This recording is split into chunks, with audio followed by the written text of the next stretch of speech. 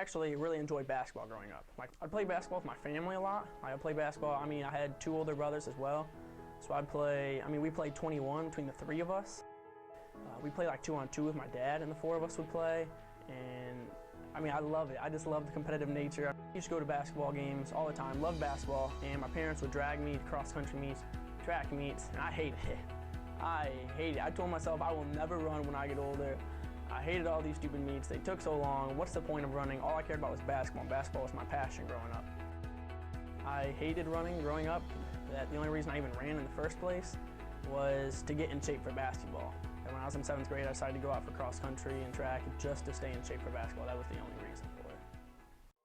One defining moment in my life was back when I was in 8th grade, actually. And it was a cross country meet that I had that actually started the race, and it's a 2-mile race, and within like 100 meters of the race, I ran off course. I was 3rd place, and the 2 guys split, went 2 different directions, and I followed the wrong guy.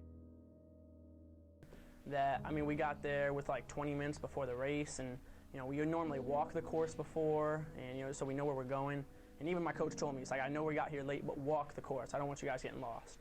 And I honestly laughed at him and was like, no, we don't have time. I'd go out, run, I'd get top 3, I'd be okay, and that was the end of it. The second guy took a right, and I honestly had no clue where to go, but for whatever reason, I went straight, and I had 100% confidence in my decision to go straight. I heard people whistling, people yelling, wrong way, and I never even turned around to look. And then it wasn't until we were like 150 meters, 200 meters off course, we had wasted almost a minute running the wrong direction, that then we turned around and had to catch back up to everybody else. I was embarrassed. I was just burning with rage. All I did the rest of the race was I stuck right behind the kid who was in first place with the kid I'd never beaten before. I stuck right behind him, and then with just like 100 meters left, just outkicked him.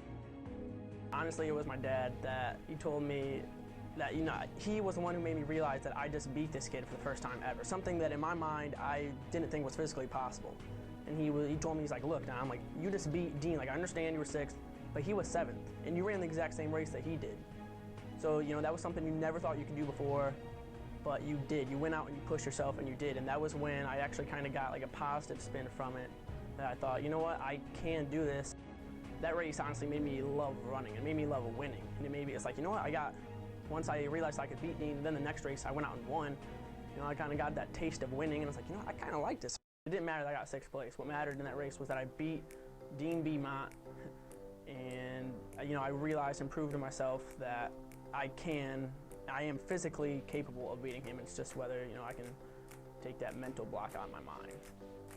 It changed my mindset just by allowing myself to realize that I can do anything that I put my mind to. I know it sounds cliche, and people say it all the time, but I realized that the only thing that was holding me back at the beginning was my mind. I started enjoying running my sophomore year of high school. It was honestly the summer coming in, and I read a book called Born to Run, and it just kind of like put everything in perspective for me. Like basically all these feelings that I had that I could never put into words, that's what the book was.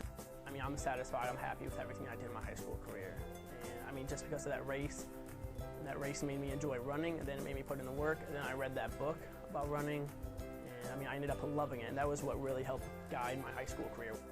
That junior high race was more important than any race that I ever had in high school, ever have had in college so far. That race defined my entire running career. Today, I currently run at Heidelberg University. I run cross country and track, and yeah, I still run. I enjoy it. I love pushing myself through the workouts, through the easy days. There are days that it's not so enjoyable, but at the end of the day, I really do still enjoy running.